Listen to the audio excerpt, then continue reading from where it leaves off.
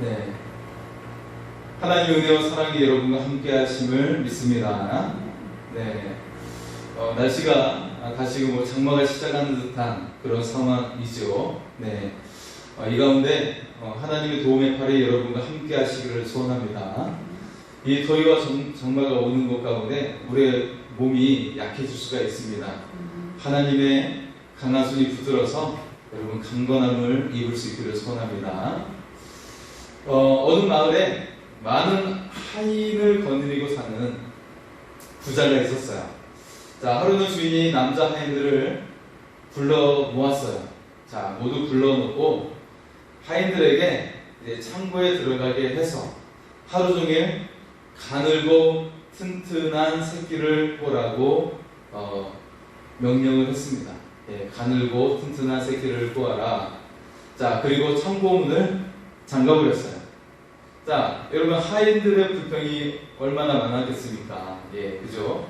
그 안에서 막 계속 앉아서 새끼를 본다는 것이 쉽지 않은 일이겠죠. 예, 무릎도 아프고 허리도 아프고 그럴 수 있는데, 자, 이 가운데 이때 이 하인들 가운데 두 종류의 부류로 나누어지게 되었어요.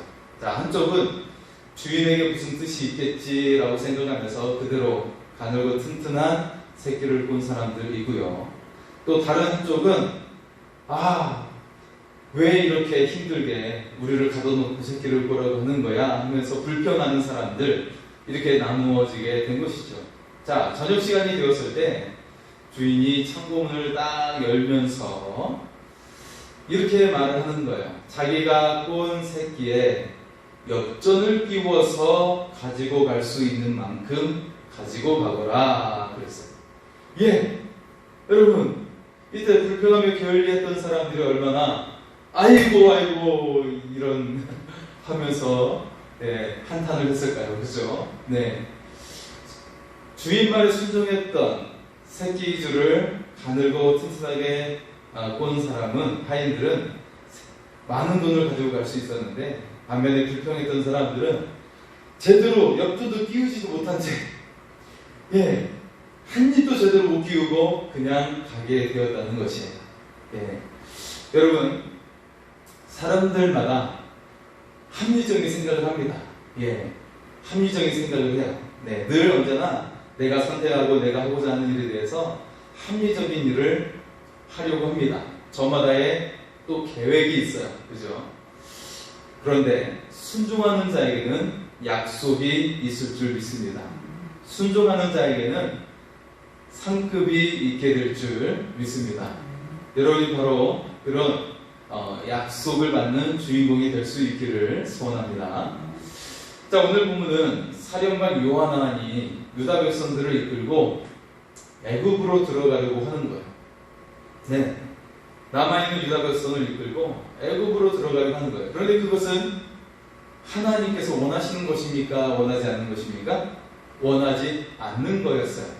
하나님은 절대 애굽에 들어가지 말라라고 하셨죠. 자, 요하나니 애굽으로 도망가려고 하는 이유는 매우 정당한 이유였어요. 매우 합당한 이유가 있었어요. 왜냐하면 바벨론에서 총리로 세운 그다리아가 앞서 이스마엘이라는 사령관에 의해서 죽임을 당했죠. 그리고 이스마엘은 암몬으로 도망을 갔어요. 자, 그렇게 바벨론에서 세운 총리가 죽게 되었으니까 반드시 바벨론이 보복을 하든지 추궁을 하든지 우리를 힘들게 할 것이다 라고 생각을 한 것이죠. 그래서 우리는 도망가야 된다라고 생각을 했던 것입니다. 굉장히 그럴싸한 이유가 있죠. 그죠? 그것이 여러분 이해가 되시잖아요. 그죠? 자, 이때 이제 요하난과 그 무리들이, 그리고 백성들이 이제 예레미야에게 오는 거예요. 예레미야에게 와서 기도를 부탁합니다. 우리가 애굽으로 떠나가야 될 것 같은데 하나님께 좀 물어야겠다라고 한 것이에요. 자, 6절의 말씀을 볼까요? 6절입니다. 6절인데요. 우리가 당신을 우리 하나님 여호와께 보내면 그의 목소리가 우리에게 좋든지 좋지 않든지를 막론하고 순종하려 함이라. 우리가 우리 하나님 여호와의 목소리를 순종하면 우리에게 복이 있으리이다 하니라. 네, 굉장히 겉으로는 매우 겸손하고 그리고 진지한 마음으로 진실되게 기도 요청을 하는 것처럼 보여지죠. 그런데 실상은 달랐어요. 자, 이 요한왕과 이 무리들은 절차상 그리고 구색 맞추기로 하나님께 묻는 것이었어요. 네, 즉 형식적으로 물어보는 것이었어요. 그래야 다른 사람들의 불평이 나오지 않을 것이기 때문에 그냥 그런 상황 속에 물어본 거예요. 자, 요한은 자신의 결론은 미리 정해놨어요. 미리 정해놓고 그것이 하나님의 응답이라고 주장할 생각이에요. 즉 자신의 주장을 위해서 하나님을 이용하려고 한 거예요. 선지자도 이용해 먹으려고 하는 거예요. 그래서 예레미야가 어떤 말을 하든지 자기 해석으로 애굽에 갈 명분을 얻기 위해서 예레미야에게 기도 요청을 하는 것이죠. 네. 자, 여러분, 요한의 생각은 참 합당한 생각이었습니다. 그런데 하나님께 순종하지 않았어요. 네. 결론적으로 하나님께서 원하지 않는 일을 하게 됐죠. 하나님께 등을 돌리는 일을 하게 된 것입니다. 여러분, 가끔 우리도 기도할 때 내 결론을 내려놓고 기도하는 경우가 많이 있죠. 네. 실컷 주여 주여 하면서 막 눈물을 짜면서 기도하고 나서 기도 끝나고 나서는 에이 기도 들어줄까 하면서 또 주름을 딱 지으면서 근심과 염려 속에 우리는 살아갑니다. 기도가 응답이 되겠어 하면서 마치 그렇게 말하듯이 근심과 염려 속에 우리는 여전히 살아가고 있죠. 만약 기도했다면 왜 염려하십니까? 하나님께 온전히 맡길 수 있기를 소원합니다. 자, 또 우리는 이미 내 생각으로 내 계획을 다 세워놓고 하나님께 이 방법대로 들어주세요 라고 요구하는 경우가 있어요. 주님, 제가 이렇게 계획 세워놓고 이렇게 다 생각을 해놨는데 하나님 이것대로 기도를 들어주세요 라고 요청할 때가 있어요. 네, 여러분 사실 이와 같은 모습이 기도라고 할 수 있을까요? 이것은 기도라고 할 수가 사실 없어요. 하나님께 통보하는 것에 지나지 않아요. 자신의 생각을 다 정해놓고 자신의 결론을 다 정해놓은 다음에 하나님 이렇게 해주세요라고 하는 것이 기도가 될 수가 없어요. 네, 우리가 이렇게 기도 같지 않은 기도를 하니까 응답이 되지 않는 거예요. 여러분, 기도는 어떻게 해야 됩니까? 하나님, 저는 연약합니다. 저는 부족합니다. 저는 힘이 없습니다. 저는 연약합니다. 그러니 하나님의 힘으로, 하나님의 역사하심으로 주님 저를 도와주옵소서. 그렇게 기도하는 것이요. 순수하게 하나님만을 바라보면서 기도해야 하는 것이에요. 나의 연약함을 인정하고 나 자신의 모든 생각과 계획들을 버리고 비우고 하나님만을 바라보면서 하나님 제발 저는 너무 연약해요. 저는 정말 쓸모없고 부족합니다. 오직 하나님만이 함께 하셔야 됩니다. 라고 나의 연약함을 인정하고 오직 하나님의 영광만을 높이면서 하나님만을 의지하면서 기도해야 되는 것이죠. 이것이 올바른 기도입니다. 자, 어쨌든 그들이 구했기 때문에 기도해달라고 요청했기 때문에 예레미야가 이제 기도에 들어가요. 기도에 들어가고 나서 그리고 나서 하나님의 응답이 10일 후에 오게 됩니다. 자, 하나님의 응답이 오게 돼요. 자, 하나님께서 주신 기도의 응답은 무엇이었을까요? 하나님께서 어떻게 응답하고 계셨을까요? 네, 하나님의 응답은 요한왕과 무리들 그리고 백성들의 기대와 전혀 달랐어요. 전혀 반대였어요. 자, 놀라운 것은 하나님께서는 이미 이 군 지휘관들과 백성들이 그 마음에 그들이 어떠한지, 그들의 마음이 어떠한지를 이미 알고 계셨어요. 그들이 순종하지 않고 애굽으로 들어가려고 하는 것을 알고 계셨다는 거예요. 자, 그래서 하나님께서는 조목조목 그들을 설득시키듯이 말씀하고 계십니다. 자, 하나님의 응답인데요. 첫 번째는 바벨론을 두려워하지 말라는 거예요. 자, 11절과 12절의 말씀을 볼까요? 11절과 12절입니다. 여호와의 말씀이니라 너희는 너희가 두려워하는 바벨론의 왕을 겁내지 말라. 내가 너희와 함께 있어 너희를 구원하며 그의 손에서 너희를 건지리니 두려워하지 말라. 내가 너희를 불쌍히 여기리니 그도 너희를 불쌍히 여겨 너희를 너희 본향으로 돌려보내리라 하였느니라. 네. 자, 하나님께서는 이미 바벨론 왕의 마음속에 긍휼의 마음을 얻도록 예비해 놓으셨다는 거예요. 이미 바벨론 왕에게 그의 마음속에 이 이스라엘 백성을 긍휼히 여기도록 준비해 놓았다는 거예요. 여러분, 하나님께서는 우리의 마음까지도 살피시는 줄 믿습니다. 네. 자, 그래서 이 바벨론 아주 최강의 군사력을 가지고 있는 나라지만 그곳 사람을 두려워할 필요가 없다라는 거예요. 이미 너희를 맞이할 준비를 하고 있다. 너희를 포용하고 너희들을 보살필 준비를 하고 있다라고 말씀하고 계시는 것이죠. 여러분, 하나님의 역사가 얼마나 위대하십니까? 여러분, 가장 강한 자도 나의 편으로 만들 수가 있어요. 그것이 하나님의 능력인 줄 믿습니다. 네. 자, 하나님만 믿고 따르면 사람들의 손에서 건짐을 받는다라는 거예요. 두려워할 필요가 없다고 말씀하고 있는 거예요. 여러분, 하나님은 우리에게 이 말씀을 통해 무엇을 말씀하고 계시죠? 눈에 보이는 현실을 두려워하지 말라는 거예요. 하나님을 믿고 하나님의 행하실 일을 믿고 따르며 든다라는 거예요. 그러면 이 눈에 보이는 거대한 장벽과 같고 무서운 상대를 할지라도 어떻게 돼요? 하나님께서 감동하시고 하나님께서 살피시면 그 무서운 적군도 우리의 편이 되어줄 줄 믿습니다. 네. 자, 그래서 결론적으로 하나님은 우리에게 말씀하고 계세요. 자, 애굽으로 들어가지 말라. 예, 애굽으로 들어가지 말라.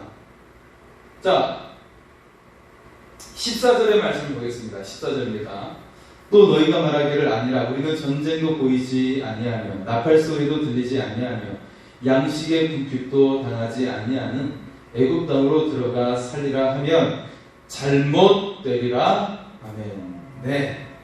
하나님께서는 이들의 합리적인 생각들을 알았어요. 아, 애굽 땅에 가면 전쟁도 볼 필요도 없고 또 뭐 가뭄을 볼 필요도 없고 거기는 곡식도 풍부하고 거기는 굉장히 평온한 땅이고 그 안에는 평안함을 누릴 수 있는 곳이다. 네, 그렇게 생각했어요. 아, 굉장히 그의 생각들이 지금 분석하면 현실적으로 분석하면 맞는 말이었어요.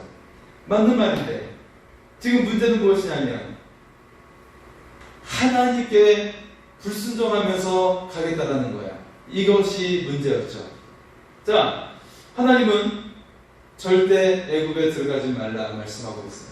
네, 만약 애굽에 들어갈 경우에 너에게 재앙이 임하게 될 것이다 말씀하고 있는 거예요. 자, 어떤 재앙들입니까? 16절에 보시면 자, 이런 내용이 나오고 있는데요. 애굽에 칼과 기근이 급히 너희를 따라가서 너에게 임하여 너희를 죽일 것이다 말하고 있어요. 여러분, 이 표현은 이미 이스라엘과 유다가 망했을 때 했던 표현들이죠. 네, 이스라엘이, 유다가 칼과 기근이 임해서 그들이 멸망을 당했어요. 예, 그 이번 나라의 칼과 그리고 그 땅에 먹을 것이 없는 그런 기근이 일어나서 그 땅이 완전히 망하고 말았어요. 네. 그 땅이 어떤 땅이었는데요? 다윗과 솔로몬을 통해서 세운 왕국이었어요. 아브라함을 통해 그의 자손들을 통해 주신 땅이었어요. 그런데 망하고 말았어요. 왜요? 왜 망했습니까? 하나님께 불순종했기 때문이었어요. 오직 이유는 단 하나, 하나님을 향한 불순종이었죠. 자, 또 재앙에 대해서 다시 한번 반복하십니다. 17절에도 말씀하시는데요. 여기서 이렇습니다. 칼과 기근과 전염병과 재난을 벗어나 살 자가 없으리라. 네. 자, 16절에도 했던 표현을 17절에도 쓰고 있는데 좀 더 강한 표현이 덧붙이고 있죠. 칼과 기근뿐만 아니라 전염병과 재난을 통해 벗어날 자가 없을 것이다. 여기에서 살아남을 자가 없다라고 말씀하고 계시는 겁니다. 자, 하나님은 좀 더 강조하기 위해서 한 번 더 같은 표현을 쓰고 계시는 거예요. 이미 이것은 정해져 있는 것이다 라고 하는 확정함을 하나님께서는 강조하고 계시는 거예요. 이것이 확정된 일이다 라고 강조하시기 위해서 말씀하시는 것이죠. 즉, 너희가 애굽에 들어가면 이 죽음의 칼날이, 기근이, 전염병이, 재난이 너희를 따라와 너희를 살지 못하게 할 것이다 라고 말씀을 하고 계십니다. 자, 하나님께서 왜 애굽에 들어가지 말라고 하실까요? 왜 그럴까요? 하나님은 사실 아브라함 때에서부터 시작되지만 사울왕, 다윗왕, 그리고 그 이후에 모든 왕들을 향해서 한결같은 말씀을 하셨어요. 오직 너희는 하나님만을 의지하고 이방 나라든지 이방의 우상이든지 다른 사람들을 의지하지 말라. 오직 너희는 하나님만을 바라라 라고 말씀하셨습니다. 너희가 의지할 대상은 다른 사람이 아니야, 다른 나라가 아니야, 군사력이 아니야. 너희가 의지할 대상은 오직 하나, 하나님이라고 말씀하고 계시는 거예요. 네. 그래서 애굽에 들어가지 말라고 하신 것입니다. 자, 오늘 말씀 속에 주된 지휘관들, 지도자들은 어떤 사람들입니까? 결국 하나님을 속이려는 사람들이었어요. 자, 하나님을 속이려는 사람들. 네. 그런데 백성들도 역시 거기에 동요되어서 같이 하나님을 속이려는 그 편에 서 있습니다. 네. 하나님은 알고 계셨어요. 그들의 마음이 하나님께 진정으로 기도 요청하는 것이 아니라 속이려 하는지 알고 계셨어요. 자, 그래서 20절에 예레미야를 통하여 이런 말씀을 하시는 것이죠. 20절입니다. 너희가 나를 너희 하나님 여호와께 보내며 이르기를 우리를 위하여 우리 하나님 여호와께 기도하고 우리 하나님 여호와께서 말씀하신 대로 우리에게 전하라. 우리가 그대로 행하리라 하여 너희 마음을 속였느니라. 네, 하나님은 이 사람들이 하나님을 속이려는 줄 알고 계세요. 자, 다시 말해서 그들이 기도를 요청하고 있고 기도하고 있는 것이죠. 기도하고 있는 것인데 그 기도가 하나님 앞에서 속이는 기도인 줄 알고 계셨다는 거예요. 여러분, 기도 중에 속이는 기도가 있을까요? 예, 우리 때때로 그런 오류에 빠질 때가 있어요. 하나님께 기도한다고 하면서 여러 가지 이야기를 막 하는데 때때로 그 기도 내용 중에는 하나님을 속이는 기도가 있다는 거예요. 하나님을 진정으로 바라지 못하고 나의 욕망을 세우고 그리고 다른 사람을 해를 입히려고 하는 그런 잘못된 기도. 이건 하나님을 속이는 기도입니다. 네. 그렇게 기도하면서 이거 하나님께 영광을 돌립니다 하는 기도. 그리고 나의 영광을 드러내는 기도. 이거 하나님 속이는 기도예요. 마치 예수님께서 제자들에게 바리새인과 세리의 기도에 대해서 말씀하신 적이 있어요. 그죠? 네. 세리는 회당에 들어와서 하나님 앞에 온전히 서지 못하고 저 구석에서 주님 저는 죄인입니다 하면서 펑펑 울면서 자신의 죄를 회개하고 있는데 바리새인은 어때요? 이렇게 서서 손을 들고 굉장히 거룩한 모습을 취하면서 하나님 저는 일주일에 3번씩 금식하고 그리고 하나님께 정해진 11조를 2번씩 바치기도 하고 그렇게 자신의 의를 드러내고 있어요. 내 의를 드러내고 있어요. 내가 이런 일을 행했습니다 라고 하는 자신이 행했던 일들을 자랑하듯이 하나님께 아뢰고 있어요. 이것이 바로 하나님께 속이는 기도예요. 네. 하나님은 누구의 기도를 들어주셨습니까? 세리의 기도를 들어주셨다라고 말씀하셨습니다. 여러분, 결론적으로 나를 드러내고 자랑하고 혹은 다른 사람을 해야를 하거나 나의 이득을 취하고자 하는 기도, 이건 기도가 아니에요. 이건 하나님 앞에서 속이는 거에 지나지 않는다는 것이죠. 진정한 기도는 무엇이에요? 하나님 저는 연약합니다. 저는 부족합니다. 오직 하나님만을 의지합니다. 이게 진짜 기도입니다. 이게 진짜 기도예요. 하나님 전 부족해요. 연약해요. 오직 하나님만 의지합니다. 우리가 이 진실된 기도로 하나님께 나아갈 수 있기를 소원합니다. 자, 그래서 오늘 하나님도 너의 이 속이는 기도, 이 가짜 기도에 대해서 이렇게 단호하게 지적하고 계세요. 그러면서 오늘 말씀 속에서 반복되는 단어들이 등장합니다. 자, 첫 번째는 고집하면이라요. 고집하면. 15절에 고집하면, 17절에 고집하는, 이렇게 단어가 나오죠. 하나님은 이들이 앞서 조상들처럼 이미 또 망해버린 유다 백성들과 마찬가지로 똑같은 존재임을 아셨어요. 어떤 존재? 자기 생각을 고집하는 존재. 자기 생각을 고집하며 주장하는 존재인 것을 알았어요. 여러분, 우리가 하나님 앞에 나갈 때는 나의 계획이 있고 나의 생각이 있어도 내려놓아야 합니다. 이것이 진정한 기도예요. 진정한 예배예요. 우리가 하나님께서 받으시는 예배, 하나님께서 받으시는 기도는 나의 생각과 계획을 다 내려놓는 거예요. 왜냐하면 거기에는 흠이 있어요. 반드시 흠이 있어요. 인간의 한계 속에 존재하는 그런 계획들이에요. 그러니까 우리가 온전히 하나님의 인도하심으로 하나님의 지혜에 이끌림 받을 수 있도록 그런 마음으로 겸손하게 기도하고 예배하는 자가 될 수 있기를 소원합니다. 자, 두 번째 많이 나오는 단어가 순종 그리고 복종이라는 단어예요. 예.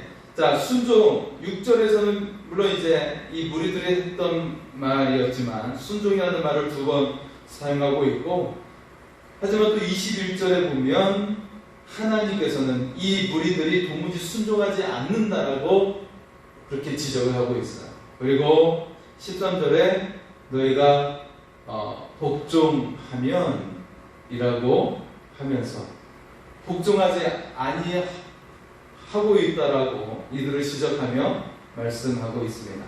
네. 자, 이 무리들이 먼저 하나님께 순종하겠다라고 이 단어를 사용했습니다.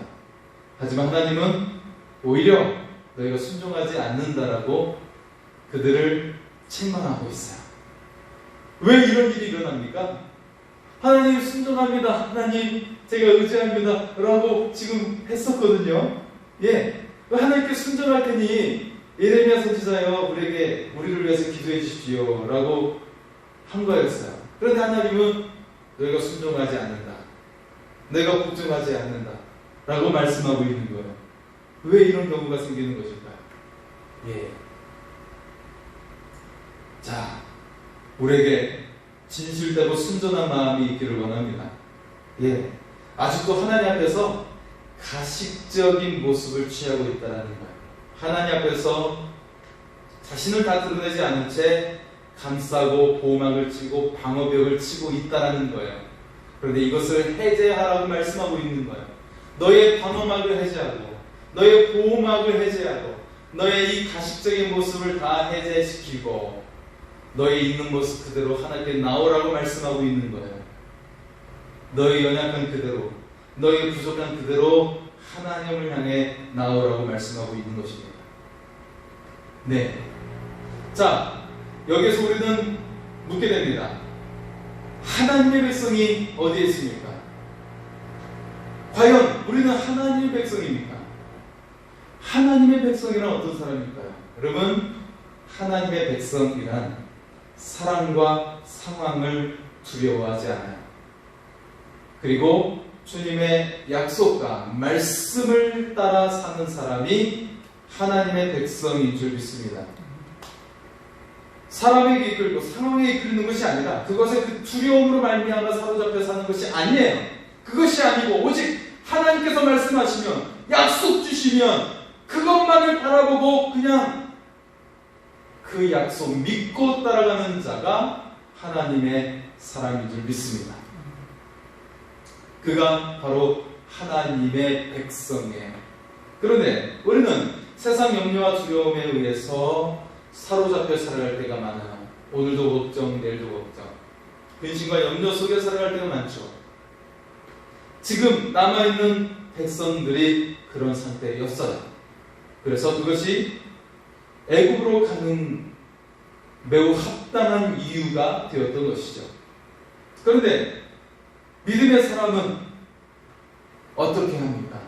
하나님의 시선으로 보아야 하는 것입니다. 하나님의 시선으로 보아야 되는 거예요.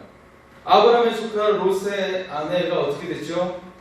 소돔과 고모라 땅이 유언불에 의해서 망하게 되었을 때, 심판받았을 때, 이 롯의 아내는 도망 나오다가, 뒤를 돌아보다가 소금 기둥이 되고 말았어요.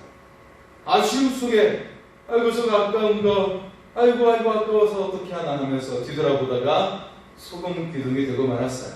여러분, 하나님의 백성은 이 세상을 아쉬워하면서 뒤돌아보는 자가 아니라 오직 하나님만을 바라보는 자인 줄 믿습니다. 하나님께서 친히 천사까지 보내줘가지고 이끌어서 이 롯의 가족을 이끌고 있는데 하나님만을 바라보라는 거예요. 거기에 생명이 있고 살 길이 있다라는 거예요. 거기에 약속이 있다라는 거예요. 우리가 하나님만을 바라볼 수 있기를 소원합니다. 아브라함은 묵묵히 하나님을 바라보며 말씀대로 살았던 사람이었어요. 그래서 믿음의 조상이 되었죠. 여러분, 어떻게 묵묵히 하나님만을 바라볼 수가 있을까요? 네. 자, 그에게는 수많은 사건과 어려움이 그에게도 있었습니다. 고향을 떠나야 했고, 그에게는 자녀가 아무도 없었고, 그리고 갈 때마다 위험의 상황들이 있어요. 왜냐하면 외지에 나가면 이때는 어떤 누가 치안을 그리고 보호해주는 군대가 있거나 경찰력이 있거나 하는 시대가 아니기 때문에 오직 자신의 시종이나 그 무리에 같이 있지 않으면 보호받지 못하는 시대였기 때문에, 그런데 오직 하나님만을 바라보고 자신의 고향을 떠난 거였어요. 하나님께서 하나님을 의지하는 아브라함에게 친히 보호자가 되신 줄 믿습니다. 그 발걸음을 인도하시는 나침판이 되어주시고 인도하시는 그 하나님의 손길, 그래서 아브라함은 믿음의 조상이 되고 열방의 아버지가 된 줄 믿습니다. 여러분, 다윗은 집에서 가장 막내 아들, 아버지로부터 어떤 유업도 받을 희망이 없는 막내 아들이었어요. 8번째 아들. 그래서 사무엘 전체가 왔을 때도 기름 부으려고 왔는데 큰 형부터 7번째까지 다 기름 부으려고 살펴보니 합당한 자가 없었죠. 그런데 전혀 생각지도 못했던 마지막 8번째 아들 다윗, 그는 밖에서 양을 치고 있었죠.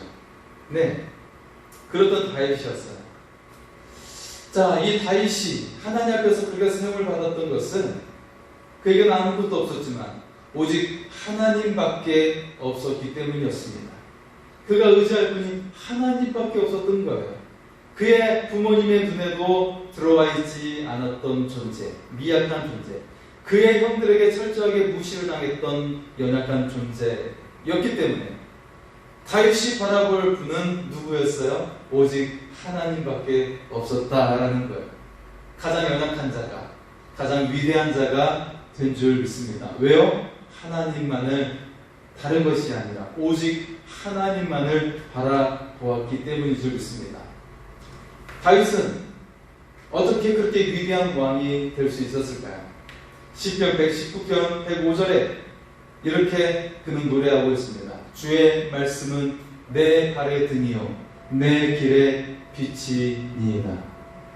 다윗은 사울왕에게 쫓김을 당할 때 매일매일 죽음의 협곡을 지나는 사망의 길이었어요. 내가 사망의 음침한 곳에 다닐지라도 해를 두려워하지 않을 것은 주께서 나와 함께 하십니다. 그런데 항상 주의 말씀이 내 발의 등이었고 내 길의 빛이었기 때문에 죽음의 협곡을 지나 그가 살게 되었고, 대신 하나님께서 원수를 갚아주신 줄 믿습니다. 그리고 오직 다윗은 하나님의 은혜에 의해서 그렇게 높임을 받고 위대한 왕이 된 줄 믿습니다. 여러분, 우리의 삶도 마찬가지죠. 수많은 상황들이 있고 이해할 수 없는 일들이 우리에게 올 때가 있습니다. 그때마다 우리가 해야 될 일은, 주님, 저는 연약합니다.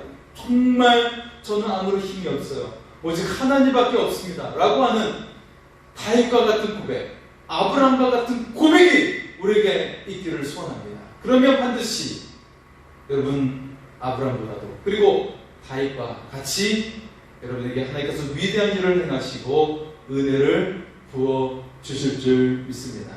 나의 생각과 순종 사이에서 오직 하나님의 말씀에 순종하는 자에게 아름다운 약속이 임하게 될 줄 믿습니다. 하나님께서 은혜의 팔로 여러분과 함께 하실 줄 믿습니다. 우리 좋은 일이 있으라 우리 하나님을 아버지라 부르며 고백하며 찬양하기를 원합니다.